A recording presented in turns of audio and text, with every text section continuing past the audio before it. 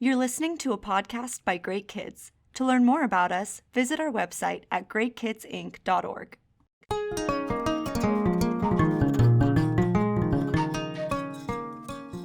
This is Different Eyes, the view from the heart of another, a Great Kids podcast about overcoming bias in others and in ourselves. We'll be talking about how we can learn to see what others see, and vice versa, helping others see what we see.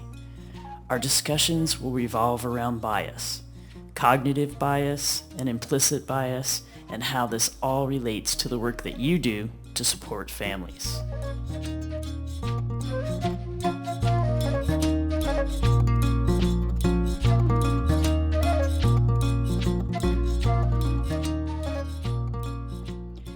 Looking back over the past year has proven interesting in so many ways.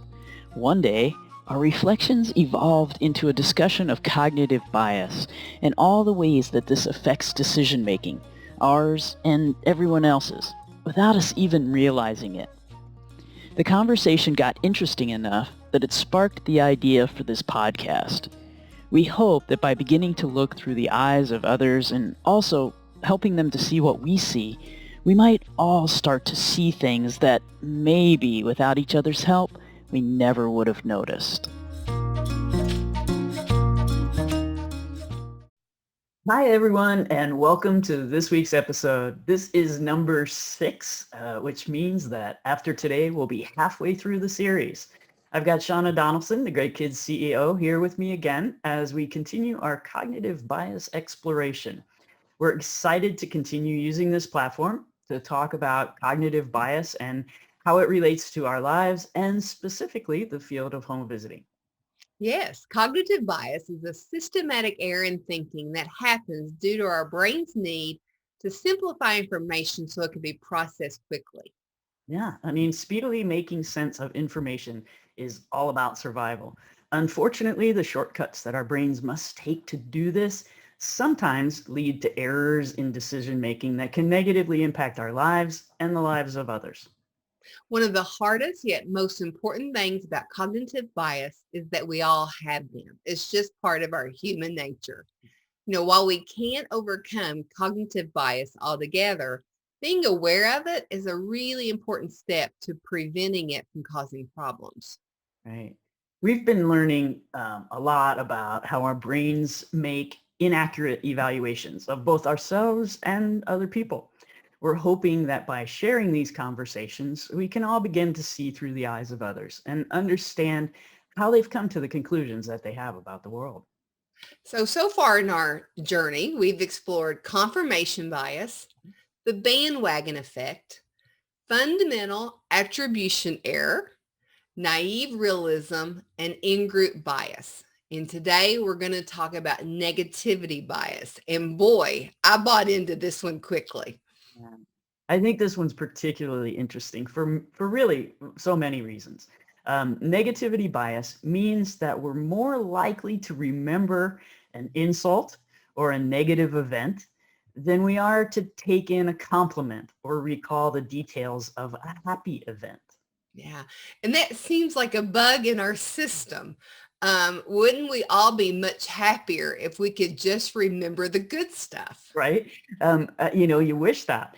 And I guess we would if we were alive to remember it. The experts tell us that that's why this one exists. Historically, paying more attention to bad, dangerous, or negative threats was literally a matter of life and death for us. So the people who paid more attention to danger were more likely to survive. And since they were the ones who survived, they were more likely to hand down their genes that made them, and now us, more likely to pay attention to danger. Right. While we may not need to be on a constant high alert like our early ancestors did just to survive, this negativity bias still plays a starring role in how our brains operate, unfortunately. Neuroscience researchers have found that there's more activity in our brains when we're exposed to negative things than when we're exposed to the positive or neutral things. So our brains are shaped much more powerfully by bad news or experiences. And that's really important for us to understand. Yeah. I mean, our brains do tend to get very worked up about the bad stuff. And I guess when danger's involved, I'm glad about that. I've got kind of a great example of this one.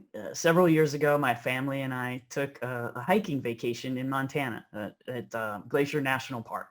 And one of the most, it truly was one of the most amazing places I've ever been. It was just so much natural beauty. It literally took your breath away.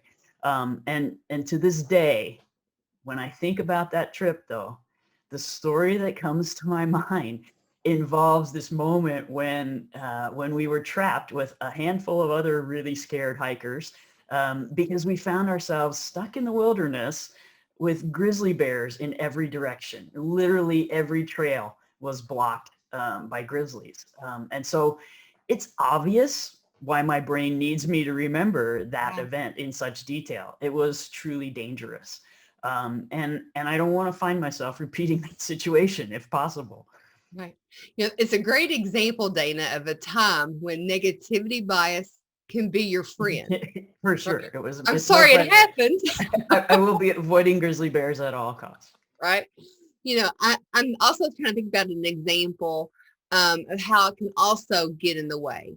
At Great Kids, we've recently been completing our own version of quarterly performance appraisals. Yeah.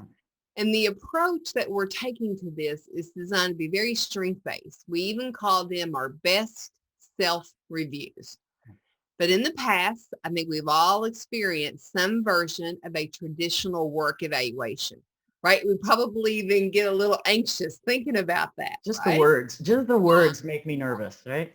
So the thing that I'm thinking about is that, no matter how many great things a supervisor might have said to me on an evaluation, or I might have said to a staff person on evaluation, the very first thing that we look at and we can't stop thinking about are the areas that we score the lowest in. Like I can remember, Dana, going through my own evaluations and just looking for the lower marks. Yeah. Yeah. I can remember exactly the same thing, Shauna. I can even remember some employees developing a really negative attitude about work because of one low mark on an evaluation. And the evaluation overall had a ton of positive things to say.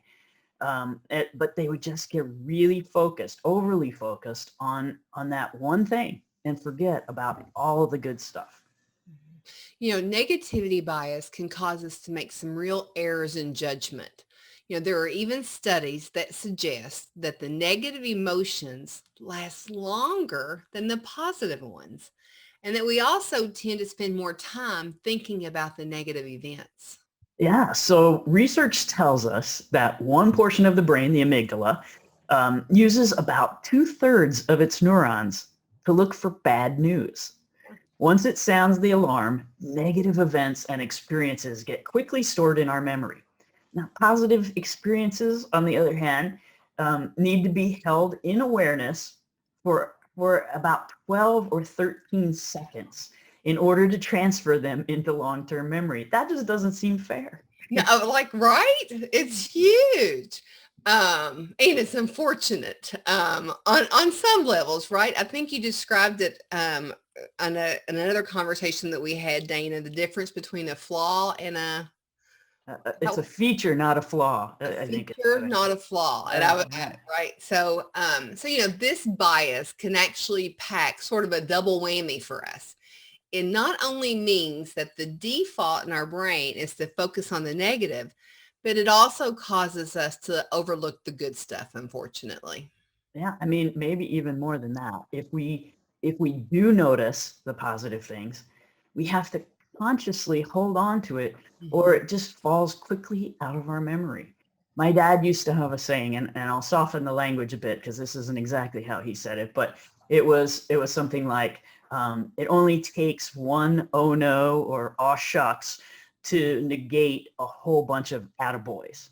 And I think what he was describing really was this negativity bias. And that's the truth. We all have that experience. I'm even thinking about the home visiting world, and I'm wondering how many times our memories or our notes about families have maybe Yeah. become overly focused on the negative, because that's what gets stuck in our minds. I mean, I know we all work really hard to keep that strength-based approach and perspective about everyone that we work with. But it makes you wonder if this negativity bias could get in the way of that sometimes. Yeah, I mean, I think that's a risk for sure. It's the default mode of the brain, and we have to consciously override that. I think that's one of the reasons that the strength-based approach is so critical to our work. Mhm. Absolutely. It's the idea of intentionally focusing on the strengths that helps the home visitor stay out of this negativity bias. But it also supports the parent to override that tendency as well. And I think as parents, we all can get bogged down in thinking about the times that we weren't perfect parents. Yeah, yeah. So it's with this help of the strength-based approach and strategies like we use at Great Kids called Accentuate the Positive that allows us to help parents to hang on to some of those more positive parenting memories. Yeah, that's a great point, Shauna. And I want to explore that and some other strategies for overcoming this bias before we end. But because one of the main messages of this podcast is really about learning to see through the eyes and hearts of others, can we talk a little bit more about how negativity bias might impact our relationships? Sure. One thing that research says that's really important for us to be aware of is that negativity bias can lead us to assume the worst about people that we don't even know yet. Our beliefs and expectations can then influence our future interactions with them. Yeah, and that could be huge, Mm. right? By having pessimistic attitudes or assumptions about others, even before we know them, I think we could easily fall into the trap of letting those preconceived and unwarranted beliefs impact our behavior towards them. Yeah. Another problem with this bias is that it can lead us to interpret negative events as more important than the positive events. We can view someone's slip up as so much more important than their positive behaviors. Then that leads us to focus only on those negatives, and that can really impact in a negative way a relationship. Yeah, yeah, definitely for sure. And I think we can all see these as pitfalls of the negativity bias, right? So let's start to think about how we can work to overcome it. You mentioned what we call at Great Kids ATPs, accentuating the positive. And that's one of the strategies that we encourage home visitors to use in their work with families as part of that overall strength-based approach by focusing really on what the family is doing well. Home visitors can empower them really to become their best selves. So let's think about strategies in general. What other ways can you think of that might help us overcome this negativity bias? In each episode, we've talked about that with any of the cognitive biases, the first step is to become and remain aware that the bias exists. Yeah. Knowing that our brains are wired up to notice and remember the negatives over positives is really important information. Yeah. Rick Hansen, who is a researcher who's done a lot of work on this, says that negatives are like Velcro and positives are like Teflon. The bad experiences stick to our brains and the good ones slide right off. And I think knowing that is important because it allows us to be intentional about overcoming this bias. So awareness, intentionality, and slowing down. Those are the key components. And we've mentioned those before. Yeah, those are becoming a theme of this podcast for sure. But I think for good reason. In order to get that elephant, as we've talked about before, that elephant under control, we've got to give the rider some time to act. And slowing down can allow you to really get in the moment, right? When we stop and take time to drink in a positive experience, we're savoring it and we're creating some great memories for the future. That also means pausing to take note of the positive attributes of other people, both those people that we know and those that we don't know, really, Yeah. and probably more importantly, those that we don't know. But I think it's important overall. Yeah. Building up our store of positive mental images and feelings can help us address the imbalance that negativity bias sets up for us. So I think the next time that I experience or create a positive moment, I'm going to try to take it in a little bit longer than I normally would just to enjoy it. Yeah, right. Um, just just kind of fully engage in those good sensations and those happy thoughts and those pleasant emotions that you feel, and make a note of what you enjoyed about it. So taking steps to overcome our negativity bias can be a positive move forward for our mental health and really our overall well-being. Mhm. Mhm.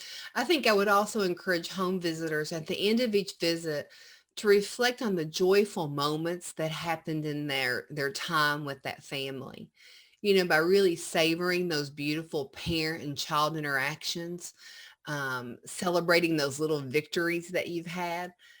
It'll allow a home visitor to focus more on parental strengths and support parents to do the same for themselves. Yeah, yeah, absolutely. In the world of neuroscience, they say what fires together wires together. So the more that we focus on those positive experiences and the positive attributes of others, the stronger that habit can become for us. Mhm. Dana, I'm really glad we're talking about this one because I think it's so prevalent for all of us, and if we just spend some time thinking about it, we can see it in ourselves clearly.